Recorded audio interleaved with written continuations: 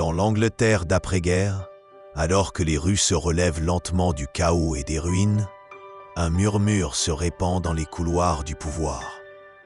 Une nouvelle voiture est en préparation. Pas pour le peuple, pas même pour les nobles, mais pour les rois. Son nom ?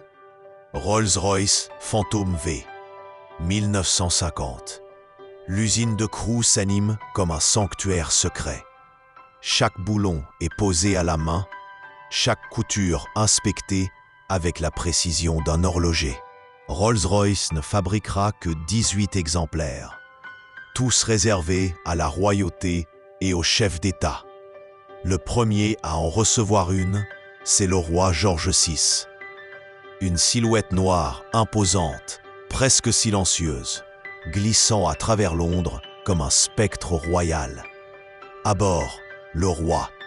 Dans le regard des passants, le respect, la fascination et la Phantom 4 n'était pas qu'une voiture, c'était un message, un symbole de puissance et de contrôle, dans un monde qui cherchait encore son équilibre.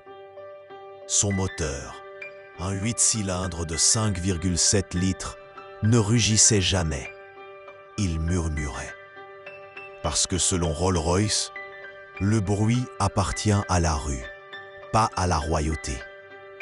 À l'intérieur, du cuir cousu main, des bois rares polis jusqu'à la perfection, et un parfum d'élégance que seule l'aristocratie pouvait comprendre.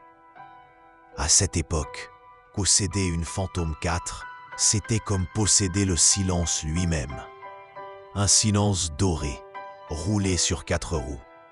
Aujourd'hui, il n'en reste que quelques-unes, cachées dans des musées, des collections privées ou derrière les grilles des palais.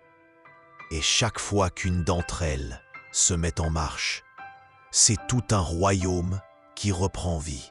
La Rolls-Royce Phantom 4, le trône le plus majestueux jamais monté sur roue. Et toi, si tu pouvais en conduire une, où irais-tu ?